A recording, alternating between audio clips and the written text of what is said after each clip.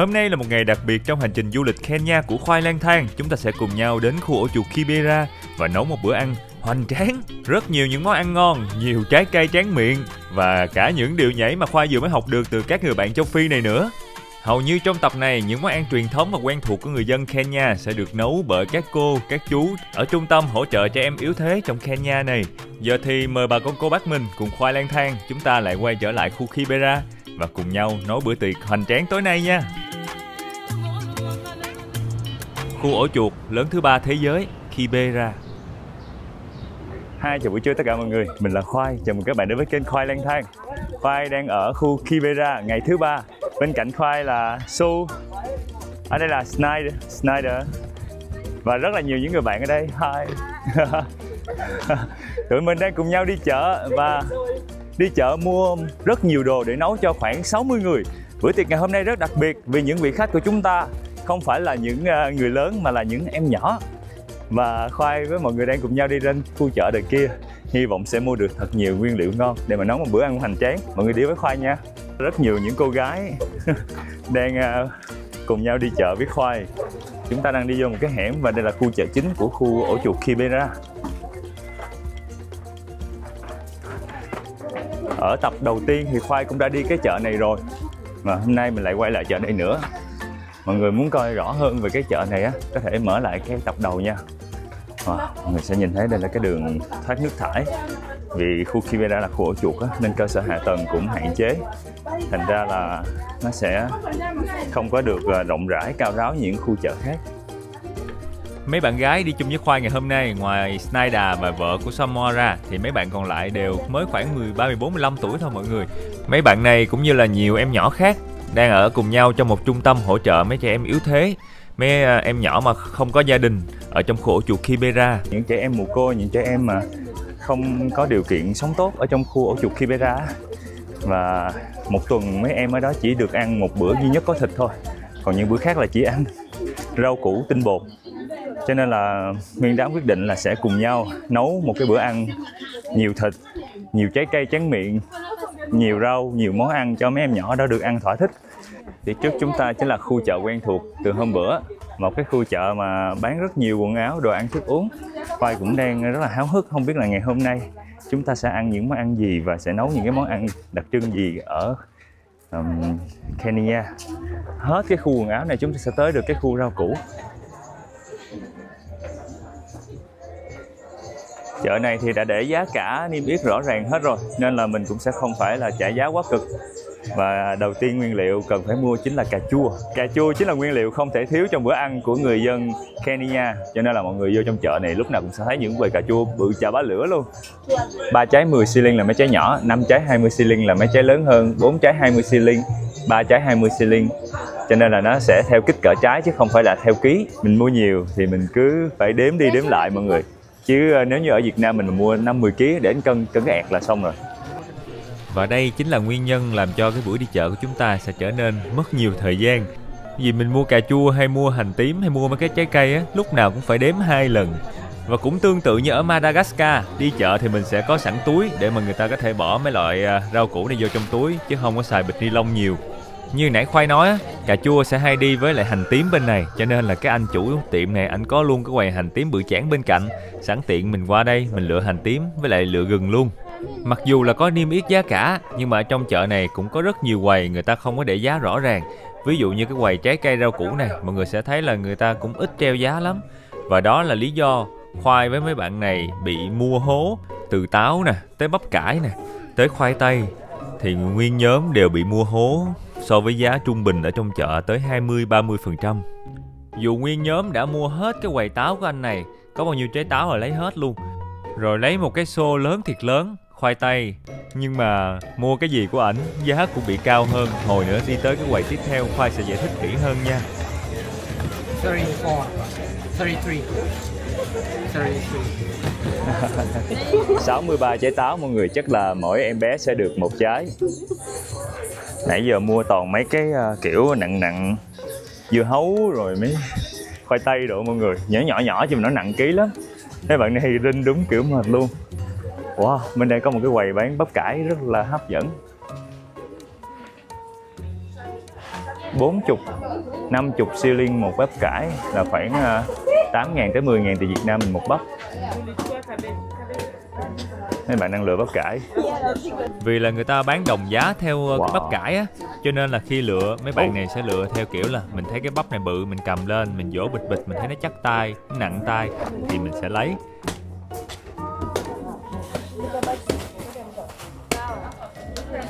Bắp cải bên đây chỉ có 40, 50 một bắp, trong khi cái ông hồi nãy mà mình mua đầu tiên á, ông bán tới 70.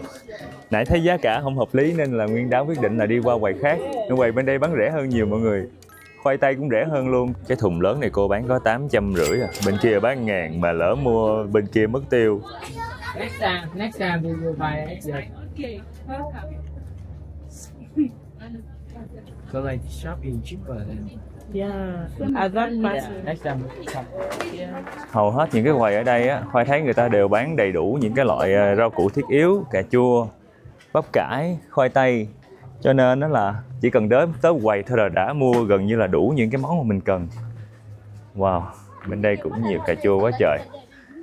Cũng là bắp cải, cũng là khoai tây, cũng là cà chua, cũng là hành tím, lại là cà chua. À, bên đây là khu vực bán trái cây rồi. Mình sẽ mua thêm chuối cho mấy đứa nhỏ. Giờ ai cũng tay xách tách mang hết, mỗi người một túi. Không biết nữa, anh thấy cái nải nào cũng chín mùi hết trơn à. 65. Đếm từng trái mọi người.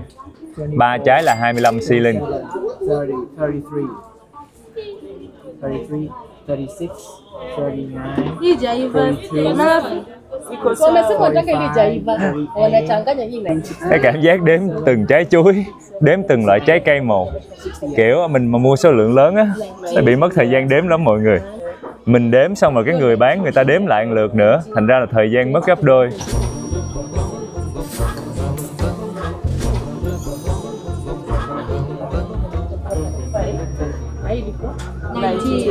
Sasa zote ni 35. sasa 35. Nataka pesa. Eka kwanza alafu tutajini 35. Na tunataka 3 for 25. Sasa 35.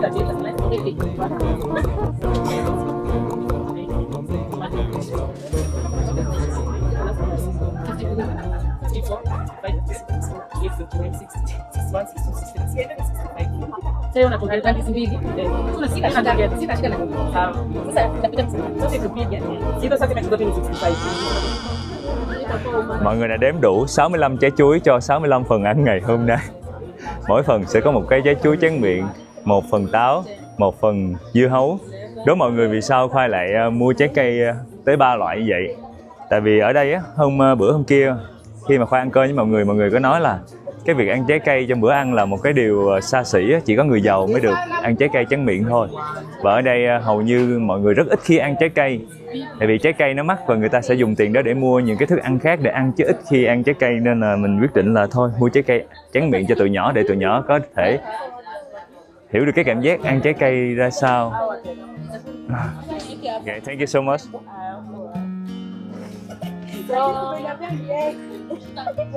Vậy là ngày hôm nay trong tráng miệng của các em nhỏ sẽ có cam, sẽ có táo, chuối, dưa hấu, tổng cộng 4 loại trái cây khác nhau. Xoay sợ mấy trái chuối ở dưới dập quá. Yes. What kind of fruit do you like most? Most I like.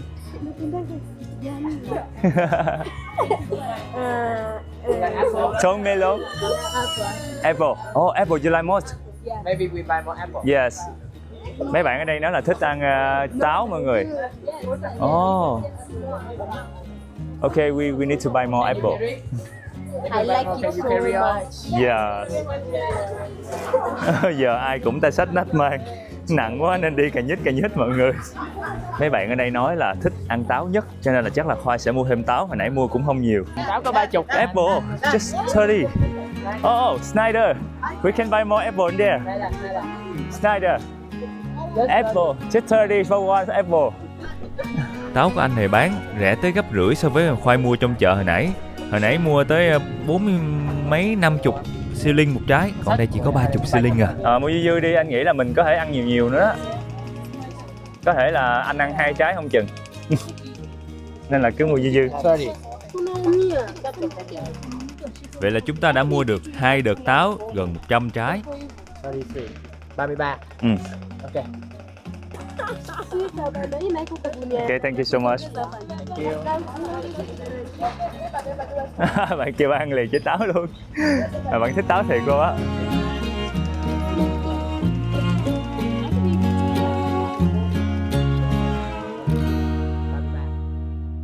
Hầu như là mấy đứa con nít là chưa ăn táo bao giờ luôn á, còn người lớn là chỉ là kiểu hiếm lắm mới được ăn một lần, nên là đối với mấy bạn táo là một cái trái cây mà mấy bạn rất thích. Wow, những cái con đường ở trong cái khu chợ này nhỏ xíu à, đủ một cái người đi thôi mọi người. 2 người đi là phải nhường nhau chứ không thể nào đi được bình thường. Bình thường nếu mà Khoai đi vô đây một mình chắc Khoai không dám đi đâu, nó giống như một cái mê cung. Mà mình vô trong đây rất là nhiều những cái hẻm nhỏ như vậy. Oh my god, chúng ta đã có một tai nạn xảy ra, bịch táo đã bị rách. Không sao hết, giờ xách vô.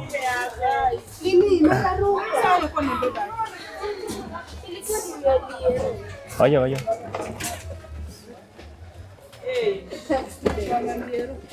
Dập.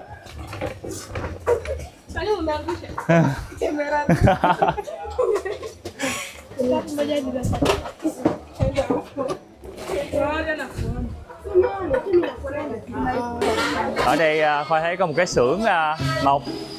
Mấy anh công nhân đang làm mộc ở trong này. Wow, một cái xưởng nhỏ trong con hẻm nhỏ. Vận chuyển đồ chắc cực lắm. Bàn ghế người ta đóng xong nè, người ta trưng bày ở đây luôn.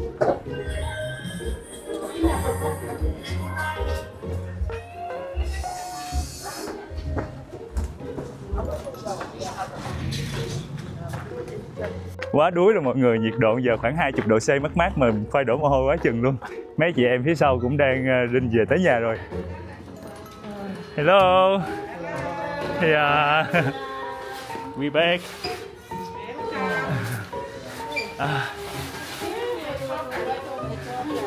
Ở đây mọi người đang lột cái lửa đậu để cho nấu cho tụi nhỏ. Welcome home.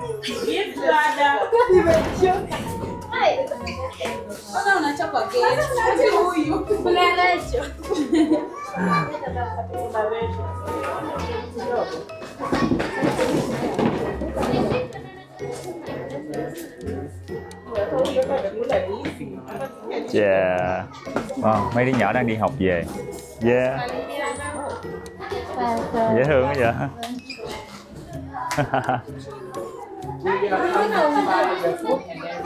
Mấy cô sẽ ở nhà sơ chế rau củ và Khoai với lại Snyder sẽ cùng nhau đi mua thịt. We buy the meat, right? We will buy the meat. Yeah.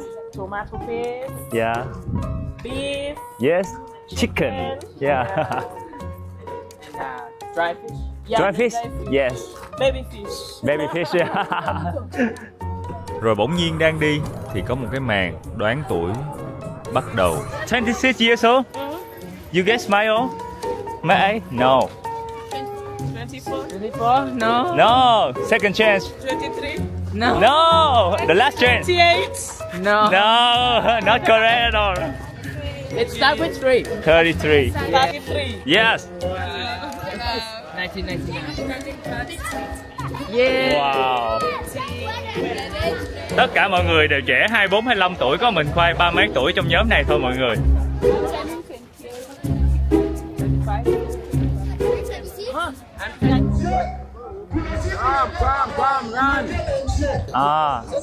Một lon lớn này là 500 shilling. Mua nhiêu 10 lon hả? Anh sẽ tặng cho mình một cái lon nhỏ mọi người nếu mà mua 10 lon. Ở đây một cái lon người ta đổ đầy lắm, đổ dung lên như vậy nè, chứ không có phải là gạt ngang đâu. Hơi nhiều ruồi nhưng mà vì cá khô á, không có ướp quá chất hay gì đâu nên nó hơi ruồi chút, mọi người thông cảm nha. Nhưng mà ở đây trước khi ăn người ta sẽ trụng nước sôi trước. Rồi. Ảnh còn hốt một lon nhỏ anh tặng hay sao vậy? Dễ thương quá vậy. Khoai sẽ mua 10 bịch như vậy để cho mấy em nhỏ có thể trữ lại. Ở trung tâm ta trữ lại để những bữa sau có thể nấu cho mấy em nhỏ ăn. Cá khô này thì ít nhất nó cũng sẽ có đạm nè, có mấy chất dinh dưỡng, có canxi này nọ để cho bổ sung thêm một tí thịt cho mấy em nhỏ ở bữa ăn. Rồi sẽ lấy thêm một cái lon nhỏ đổ đầy rồi lại đổ thêm vô. Wow. Mọi người sẽ thấy cá cơm khô này giống cá cơm khô Việt Nam mình lắm. Hơi nhiều ruồi, nhưng mà khô là phải có nhiều ruồi là điều hiển nhiên.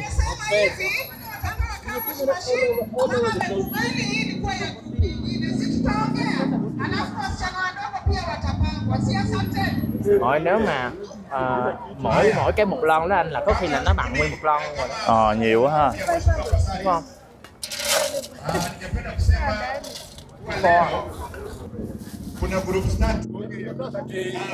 Chú bán cá khô này dễ thương lắm mọi người. Mọi người sẽ thấy á, chú đã đổ đầy một cái lon lớn rồi, nhưng mà chú còn bỏ thêm cái lon nhỏ đầy dung lên rồi tặng thêm nữa. Mà từ ban đầu lúc mà Khoai hỏi giá nha, là chú không có cái phần tặng thêm mà đâu. Cái tự nhiên khi mà chú bắt đầu đổ cá vô trong lon á, thì Khoai thấy chú hốt vô cái lon nhỏ tặng thêm mỗi cái bịch như vậy nữa. Mà ở bên đây người ta tính tiền theo lon á, là người ta sẽ đổ đầy dung, chứ không có phải là gạt bằng giống như là một số nơi khác đâu. Vừa đúng 10 bịch lớn thì là cũng vừa đầy cái bao của mình luôn. Và cuối cùng á, chú lại tặng thêm một lon vừa nữa. Và đây là cái hộp quà tặng của chú đó. Sau khi mà bỏ cho Khoai 10 cái bịch đầy thì chú tặng cho Khoai nửa cái bịch lưng, rồi chú bỏ thêm một cái lon đầy vô nữa. Xong rồi chú hốt thêm một cái nắm bự bỏ vô tặng nữa. Dễ thương quá vậy. Chú còn bóc thêm nắm cho nữa. Thank you so much.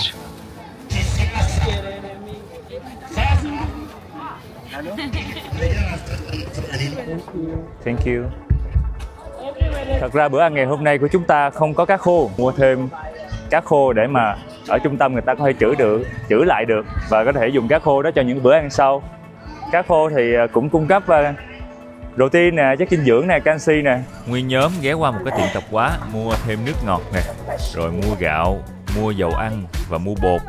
Do hồi nãy đi chợ đó nguyên đám đâu có đủ sức để mà xách đâu, mấy cái này nặng quá chừng. Cho nên là mình ghé tiệm tạp hóa mình gần nhà thôi, mình mua xong rồi tiệm tạp hóa sẽ có dịch vụ chở giùm mình tới tận nơi, không cần phải xách về.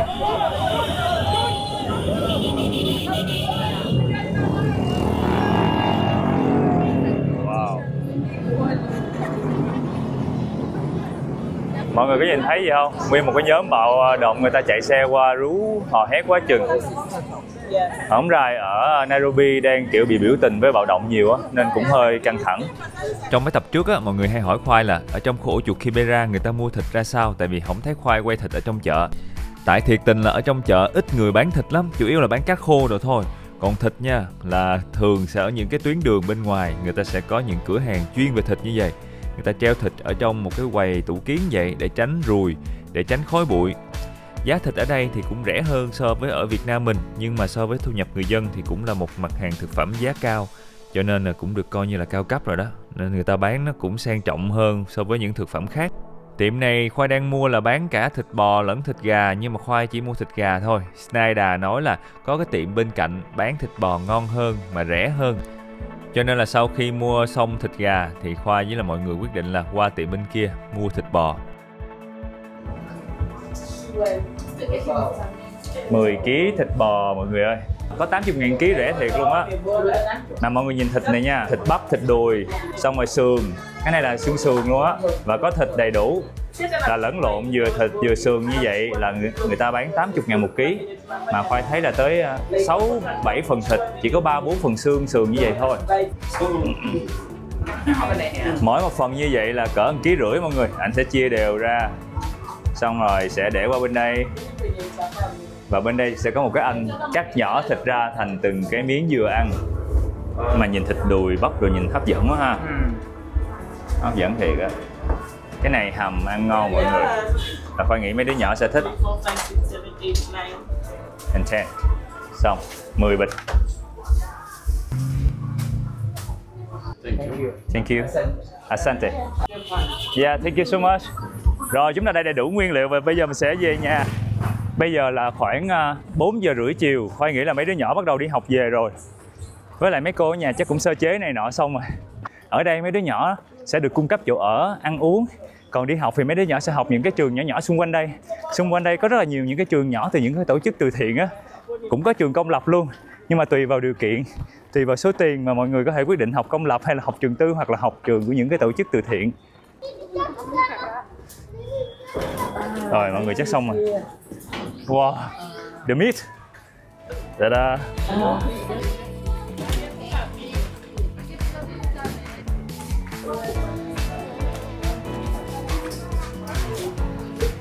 Vì đây là con dao mới mua cho nên nó bén, nên mình gọt dễ. Gặp con dao mà lục hả, không biết sao gọt được kiểu này. Lướt cái là nó rớt ra. Và cầm trên tay có thể cắt được mọi thứ. Wow, bén lắm nha. Cái này phải có kỹ năng chứ không thể nào muốn cắt là cắt được đâu. À, đang nhúng lửa bằng bếp củi giống quê mình hồi xưa. Nhưng mà cái bếp bự lắm mọi người. Giờ thì tất cả chúng ta sẽ cùng nhau chảy nước rút để có thể chuẩn bị đồ ăn, thức uống, nguyên liệu hoàn thành trước 6 giờ tối. Tại vì giờ đó là mấy em nhỏ đi học về và cũng là giờ ăn của mấy em nhỏ nữa. Thịt của chúng ta sẽ được nấu ở trên nồi. Trong đây chưa có gì hết mọi người, chỉ đơn giản là thịt thôi. Vì hai cái bếp ở trên không có đủ để mà nấu nên là chúng ta phải nhúm thêm mấy cái bếp than ở dưới này nữa mọi người, để kịp trước khi trời tối.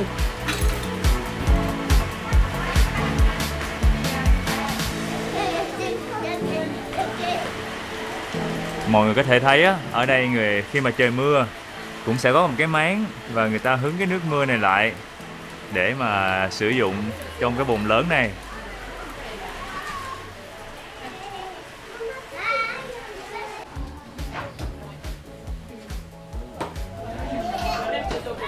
Cuối cùng thầy Khoai cũng đã nhìn thấy sự xuất hiện của cái thớt rồi mọi người. Tiết mục chặt gà bắt buộc phải có thớt, chứ cắt bằng tay nó cứng quá làm sao mà cắt nổi. Nhìn cũng nhiều thịt gà ha. Nhiều mà. Cắt nhỏ ra thấy nhiều ghê. Mỗi người 2 miếng là ngán.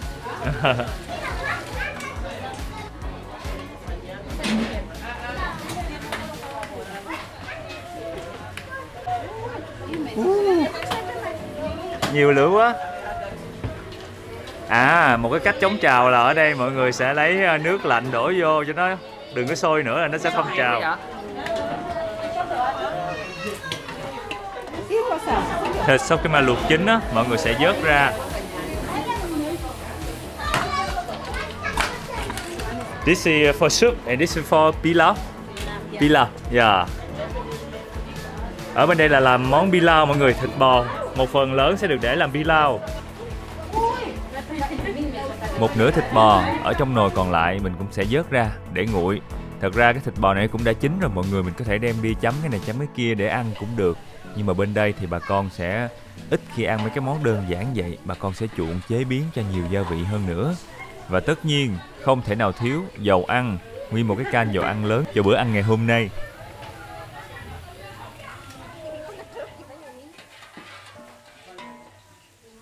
Đây là bột mì để chúng ta làm món chapati.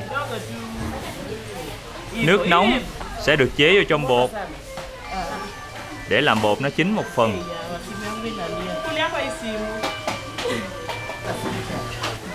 Mọi người sẽ thấy trong bột nó có cái màu đỏ đỏ chính là cà rốt. Cà rốt bào nhuyễn người ta đã bỏ vô trong đây để cho cái bột này nó có thêm hương vị. Thường thì chapati có thể có cà rốt hoặc là không có cà rốt, tùy vào công thức của mỗi người. Wow, Snyder đang làm rất là cực lực.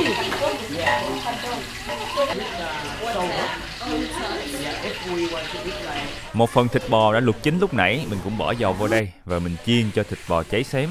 Sau khi mà thịt bò săn săn thì mọi người sẽ bỏ luôn cả hành tím ở trong đây. Thịt bò với lại dầu, bây giờ hành tím xào một hồi hành tím sẽ bốc mùi rất là thơm. Thêm vô đây ớt chuông xanh, tại vì ớt chuông xanh khi mà phi lên nó cũng sẽ tạo ra một mùi hương rất đặc biệt. Sau khi mà ớt chuông xanh nó héo héo á thì mọi người cũng sẽ bỏ cà chua chín vô nữa. Cà chua chín thì sẽ có cái vị chua đặc trưng nè và tạo thêm vị umami, giúp cho món ăn ở bên đây ngon hơn. Bên đây người ta không có xài bột ngọt, hiếm lắm. Chúng ta xào cà chua và ớt chuông cho tới khi nó chín mềm ra. Rồi chúng ta sẽ bỏ khoai tây vô. Ui, rớt một miếng rồi chị ơi. Chị bỏ vô lại luôn. Wow.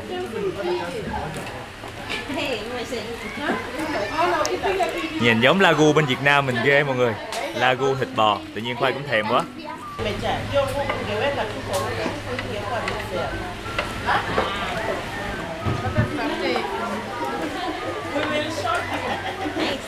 Looks good. Cuối cùng thì chúng ta đổ nước lên cho nó ngập khoai tây và thịt bò và để đó cho nó hầm từ từ. Trong lúc chờ đợi cho khoai với thịt bò nó mềm thì mình cũng phi hành tím bên cái nồi bên này luôn. Bên này thì mọi người sẽ thấy nhiều dầu hơn, nhiều hành tím hơn. Để làm chi? Để mình bỏ cái một nửa thịt bò mà đã luộc lúc nãy á, còn lại á, mình đổ vô đây mình chiên tiếp. Mới nhìn qua thì Khoai thấy hai món cũng giống nhau, nhưng mà món kia là món canh hầm, còn món này được nấu với một nguyên liệu rất quen thuộc với người Việt Nam mình, đó chính là gạo. Có chừng phỏng chị ơi.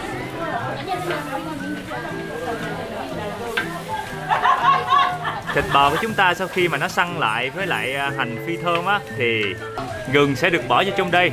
Gừng này cũng đã được bào nhuyễn rồi mọi người. Thơm thiệt sự nha, Khoai thiệt sự Khoai thấy cái món này thơm quá. Cái hành tím nó quyến rũ dễ sợ. Tỏi cũng sẽ được bỏ vô đây luôn. Tỏi này thì đâm nhuyễn nhừ luôn. Nó giống như là một cái loại bột tỏi như vậy á. Wow, tự nhiên là thấy thèm quá mọi người.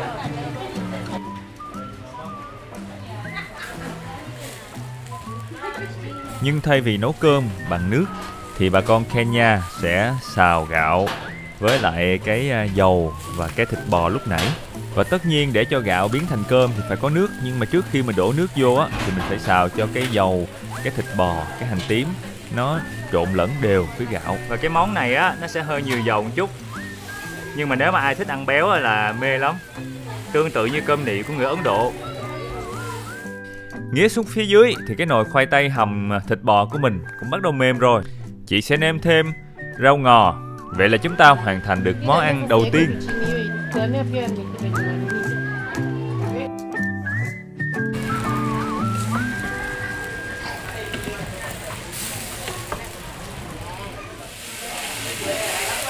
Mọi người thấy cái nước dùng á, nó có màu nâu nâu là vì đó là cái nước luộc thịt bò lúc nãy người ta đổ trong cơm luôn. Cho nên là cái món cơm này chắc chắn sẽ rất là đậm đà. Cái đó là gia vị masala. This masala? Yes, masala. Oh. Wow, rồi mình sẽ quậy đều lên. Trong đây gồm có gạo, thịt bò, nhiều hành tím phi, gừng, tỏi. Rồi bỏ tương cà vào trong đây nữa.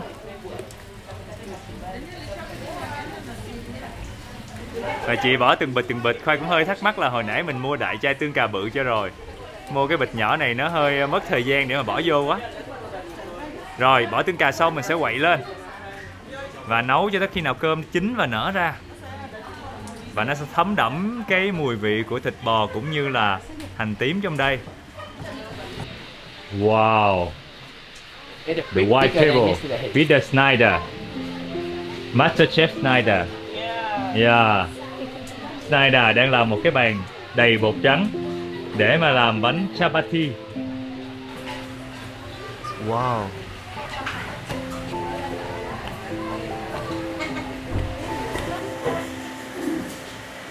Hôm bữa Khoai đã thử làm chapati rồi nhưng mà cái phần nó nhỏ hơn. Còn chapati hôm nay lớn lắm mọi người. Cho bá lửa luôn. Mùi bột mì thơm quá. Cái này giống như bột mì đa dụng mọi người làm đế pizza thôi.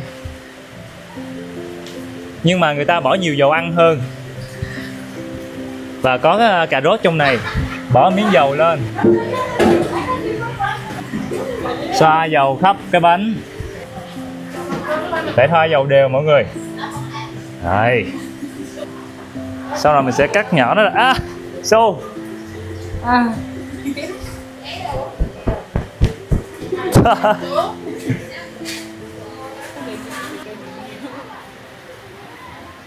Chúng ta sẽ lấy từng cái sợi này cuốn lại.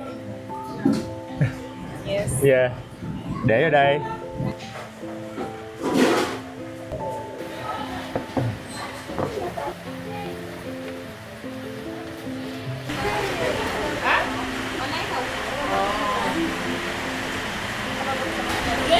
Tổng cộng chúng ta đang có khoảng bao nhiêu cái chapati? 64 cái. 64 cái chapati. Ủa sao đều vậy? Bạn đang chia lại cho đủ mỗi người một cái chapati mọi người. Cái nào nhỏ sẽ được ghép thêm bột nữa. Here chef. Wow. He teach you cook. Taught me how to cook chapati. Ah, wow.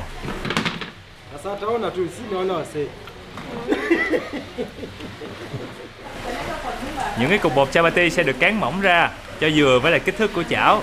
Nhớ là cán đều cho nó ra hình tròn nha mọi người. Hôm qua hôm kia Khoa làm món này Khoa cán nó ra hình vuông. Lần nướng đầu tiên không có xài dầu ăn, chỉ áp chảo vậy thôi cho nó ráo và nó chín cái bánh. Sau đó mình để nó qua một bên. Chờ cho tới khi nào cái chapati lần nướng đầu này nó nguội, rồi mình bắt đầu mình nướng nó lại một lần nữa. Nhưng mà lần này không hẳn là nướng, tại vì sẽ có sự tham gia của dầu ăn, giống như sẽ chiên lại. Và vì vừa nướng vừa chiên 2 lần như vậy khiến cho cái bánh chapati có kết cấu rất đặc biệt. Nó sẽ dai hơn, thơm hơn và tất nhiên là béo hơn. Nếu để ý trên chảo thì mọi người sẽ thấy tới 2 cái bánh chapati lận. Tại vì á, người ta làm 2 cái bánh về để mà tay của mình tiếp xúc với cái bánh ở trên. Khi mà mình xoay áp chảo cái bánh á, nó sẽ không có nóng. Cái bánh ở trên nó giúp cách nhiệt cái bánh ở dưới. Khi mà mình lật lại á, thì là cái bánh dưới vừa chín là mình làm được cùng lúc 2 cái bánh luôn.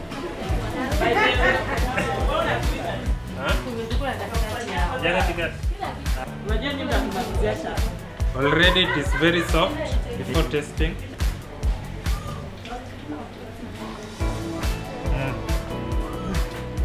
And how did you feel? Ngon. Gà sẽ được ướp vô một xíu gừng. Sau đó bỏ một xíu muối vô, rồi trộn đều lên.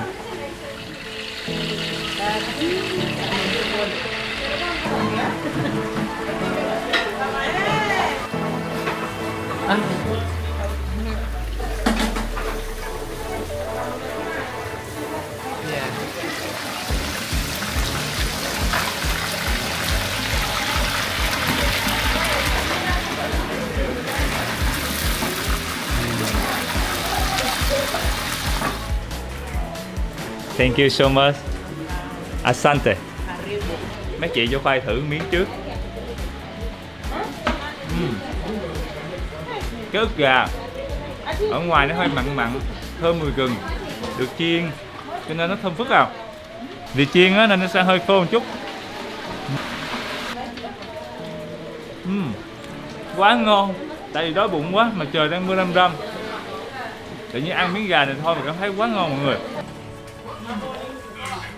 Wow.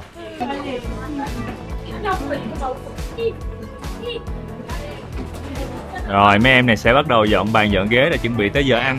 Ở đây chúng ta không có phòng ăn đâu, nên là cái khu sinh hoạt chung này cũng chính là cái nơi để ăn. Cứ tới giờ ăn thì mấy em sẽ tự động dọn bàn ghế qua và chừa không gian để mà có thể dọn đồ ăn và ngồi ăn chung với nhau.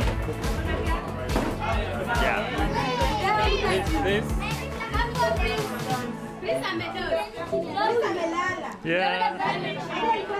That was just warm up. Yeah.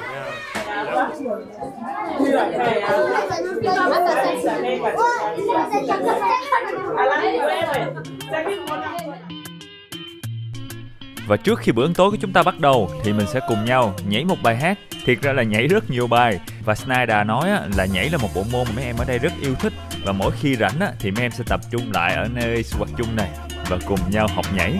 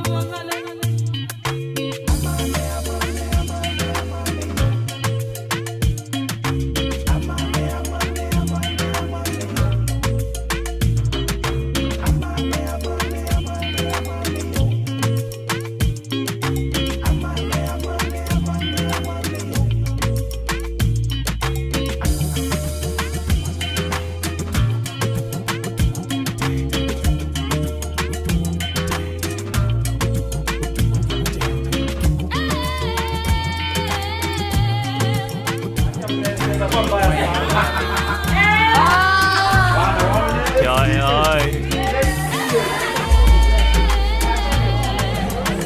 The apple. Táo sẽ được để nguyên trái để mấy đứa nhỏ cầm ăn luôn mọi người. Wow, pilau. Wow, pilau. Yeah. Soup. Wow. Giờ nhảy đã xong, bây giờ chúng ta sẽ chuẩn bị đồ ăn để mà cùng nhau ăn tối. Wow, quá đã luôn mọi người. Mà Khoai nhảy xấu quá, Khoai không thể nào mà nhảy được giống như mọi người ở đây.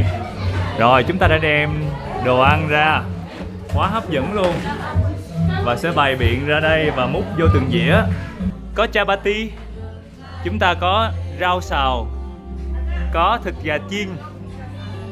Bên đây là súp bò với lại khoai tây. Còn bên đây là cơm pilau, một loại cơm truyền thống. Lần lượt từng món ăn sẽ được để vào trong dĩa cho mấy em nhỏ. Mọi người có thể nhìn thấy cái dĩa mà anh đó anh cầm trên tay, nó bị mẻ hai góc luôn. Mà gọi là mẻ cũng không đúng nữa, Khoai thấy nó mất hai miếng bự ở hai bên hai góc dĩa luôn. Ở trong trung tâm này thì chúng ta sẽ có độ tuổi từ 1, 2, 3 tuổi cũng có, 16, 17, 18 tuổi cũng có. Cho nên là tùy độ tuổi của mỗi em mà phần ăn nó sẽ có nhiều hoặc là ít. Pilau sẽ có thịt bò trong đây, anh sẽ lấy có cơm, rồi lấy có thịt nữa. Xong rồi bên đây cái canh thịt bò cũng vậy, sẽ có khoai tây và có thịt. Thịt không nhiều mọi người, hôm nay Khoai mua hơi bị ít thịt. Xong rồi khoai tây, xong chúng ta sẽ có rau xào bên kia.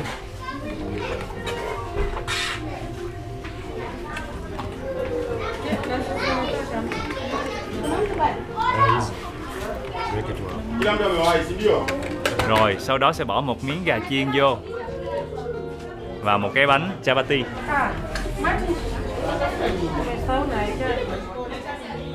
Sau khi hoàn thành cái dĩa cơm, chúng ta sẽ bỏ một miếng cam nè, một miếng chuối, một miếng dưa hấu và một trái táo vô.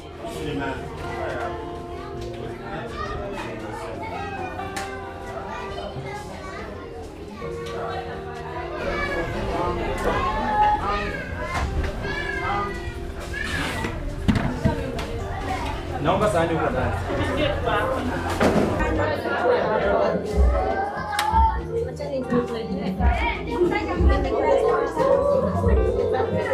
Vì cái không gian của cái phòng ăn hơi nhỏ cho nên là sẽ có những em ngồi bàn, chủ yếu là mấy em nhỏ. Còn mấy em lớn hơn chút thì có thể sẽ ngồi ở dưới đất hoặc là ngồi trên ghế ăn thôi. The food is ngon. The food is ngon. It's good. It's good? Yeah. You want to eat like this every day?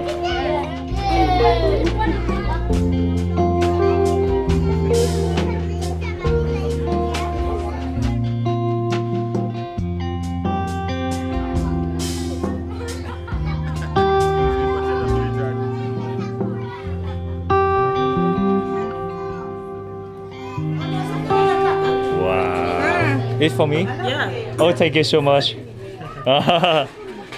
Snyder cho Khoai một cái dĩa rất là ngon. Thank you, Snyder. Cơm pilau gần giống như cơm nị của người Ấn Độ. Rau xào, bánh chapati, cánh gà chiên, thịt gà chiên, súp thịt bò. Trong cái pilau này nó cũng có thịt bò rồi, nên một dĩa như vậy sẽ được tới 5-6 cục thịt bò lận. Giờ Khoai sẽ ăn thử cục thịt bò trong cái cơm pilau nha. Mời mọi người ăn với Khoai. Nóng hổi luôn. Tính là bốc tay theo kiểu của người Kenya nhưng mà nóng quá nên phải ăn muỗng.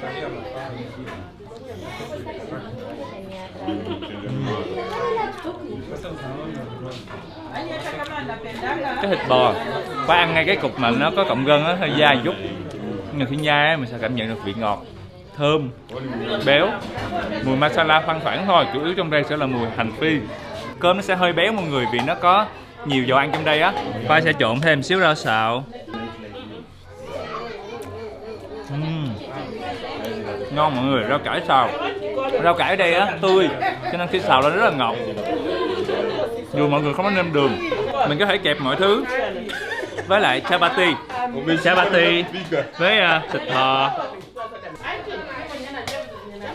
Cái việc mà tổ chức cái bữa này á nó cũng bất ngờ thôi, tại hôm qua Khoai có tới đây Khoai chơi á thì nghe mọi người nói là mấy đứa nhỏ ở đây một tuần chỉ được ăn một bữa có thịt thôi, nhưng mà cũng không nhiều thịt nữa. Những bữa còn lại là chỉ ăn chapati hoặc là ăn ugali hoặc ăn những cái tinh bột hoặc là rau thôi. Cho nên là quyết định là nguyên nhóm sẽ cùng nhau tổ chức một bữa ăn có nhiều món thịt, có nhiều loại trái cây tráng miệng, có chuối, có dưa hấu, có táo. Mọi người biết vì sao mà Khoai muốn mua nhiều loại trái cây tráng miệng không? Tại vì ở đây chỉ người giàu họ mới ăn trái cây, để tráng miệng thôi. Còn người nghèo ở trong khu ổ chuột á thì người ta sẽ không bao giờ mua trái cây ăn tráng miệng vì trái cây mắc, và người ta sẽ phải dùng tiền đó để mua những cái thứ khác. Cho nên là hôm nay có dưa hấu, có táo, có cam, có chuối. Là mọi người rất thích táo, kiểu có những người lần đầu tiên được ăn táo luôn mọi người, nên là thấy ý nghĩa và thấy hôm nay vui. Use hand. Yes. Not spoon, not fork, not knife. Sử dụng tay, sử dụng tay. And the food is ngon. Yeah, ngon. Thank you. Thank you so much. Thank you for this thing. We appreciate a lot. Oh, thank you for cooking for us. Yeah. Sau khi mà ăn xong thì mấy em sẽ tự giác gom chén lại để mọi người có thể rửa. Và những em nhỏ nếu mà không ăn hết đồ ăn sẽ chia sẻ đồ ăn đó của mình cho những em khác.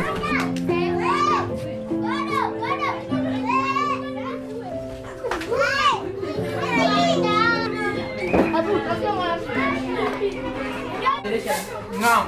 Ngon. Yeah, it's ngon.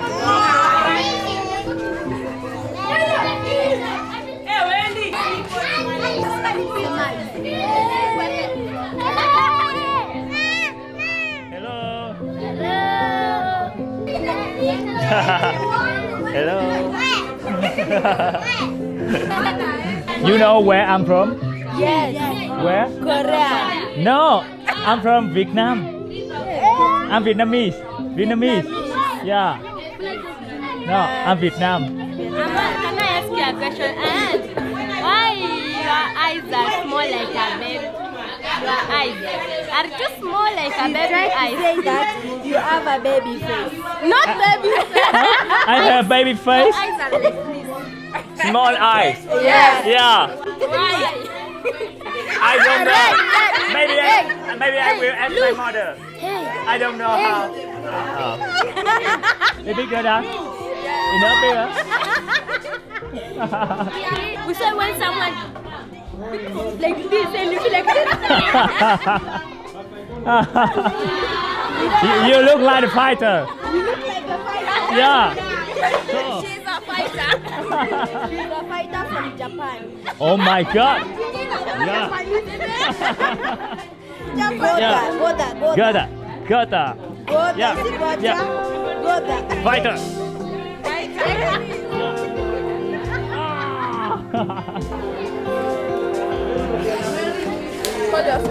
Bye bye. Bye bye. Good night. Good night. Bye. Cảm ơn cả nhà mình đã coi tới đây. Mình là Khoai Lang Thang. Hẹn gặp lại tất cả mọi người ở những clip du lịch khám phá tiếp theo trên kênh Khoai Lang Thang nha.